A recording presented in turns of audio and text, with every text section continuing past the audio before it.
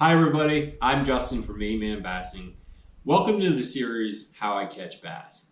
In this particular video, I'm going to talk about how I catch spawning bass, whether it be largemouth or smallmouth.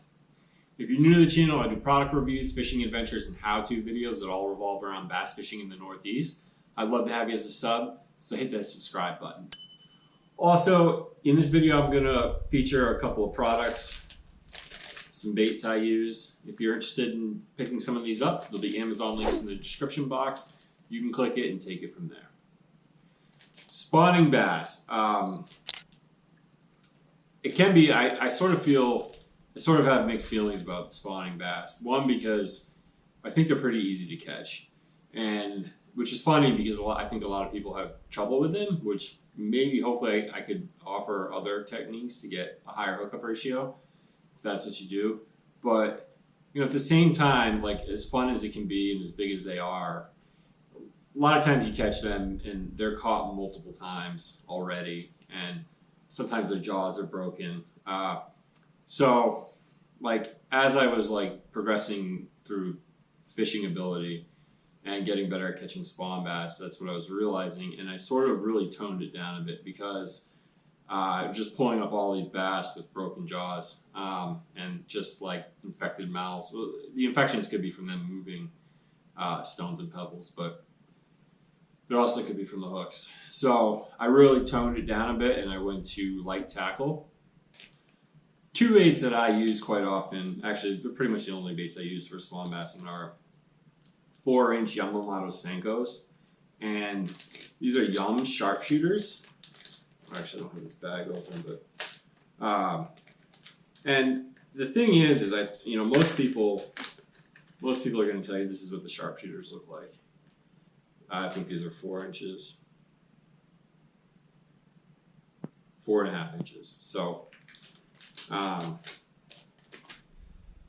most people are going to throw heavy jigs down there with like rodents, right, and big jig hooks. And with the bass, they're not really interested in eating it and taking it. So they like pick it up and move it off the bed most of the time, right? So a couple of things is like they got to put they got to get that hook in their mouth, which is hard to do because it's such a big hook.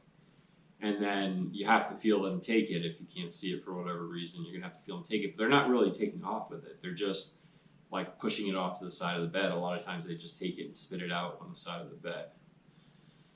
So what I've done was I downsized and I use these for the sharpshooters. I'll set up a drop shot, either braid with a fluorocarbon leader or just straight fluorocarbon, and there'll be videos in the background. And I'll throw this with like a 1/8 ounce drop shot weight, and I would use a darker color like this or a bright color, if like white would be good, because you need to see it, because they just suck it in, right? And so it's very visible. Like, you got to really be watching it, which is really hard because when you're bass fishing, you don't want your shadow to fall in the nest. So that means the sun's going to be right in front of your face most of the time. So it can be difficult. So you need don't get clear. Get like a dark or bright color that's easy to see because it's very visible and they're just sucking it in. So most of the time you're not even going to feel it. And also, a drop shot hook, Yamamoto, Gamakatsu, like size 2, small. You don't need a big hook for this, and it should work plenty. And I don't do like a quick soft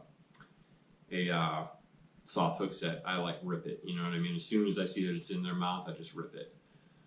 And then, so that's highly effective, as you can see in the videos. And also, with the Senkos, it's the same thing. I usually throw a straight braid and just a drop shot hook, and I'll hook that wacky style. Because if you don't want to put the hook up front, because then if they just bite the tail, all they're trying to do is move it off the bed. They're really not usually interested in eating it. They'll suck it in, take it off the bed, and spit it out. But so if you put that hook up front, right, and if they don't suck it in and they just bite it and move it off, you're gonna miss the hook set.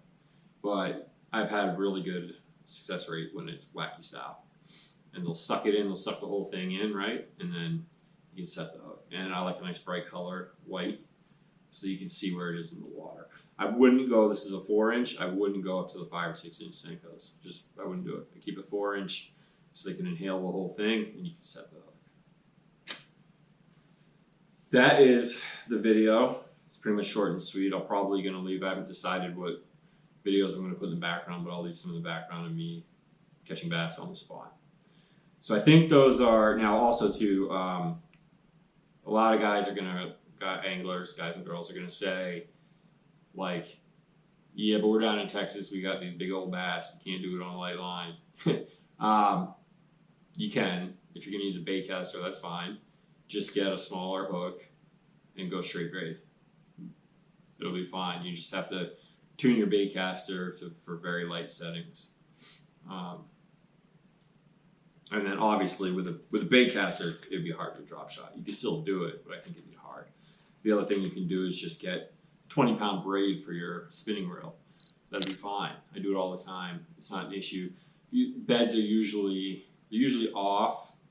They can be in structure like on logs, but like as far as docks go, they're usually like off the dock because those eggs need to incubate in the sun and warmer water. If it's, you know, if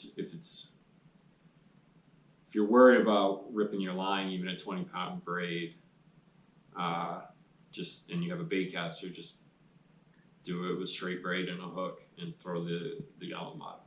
But it should work. I think it's highly effective. So that's the video. Hope you liked it. Hope it gave you good perspective. Hope you learned something. Let me know what you think. So again, if you're new, I'd love to have you, so subscribe.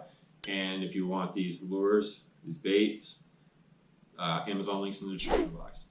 Thank you. Open water is right around the corner here. The school's just shut down, so I'm out of work for 2 weeks because of the coronavirus. So I'm thinking about actually going to New York and do some fishing where there's open water. So I hope you catch real big bass soon. Thanks. Bye.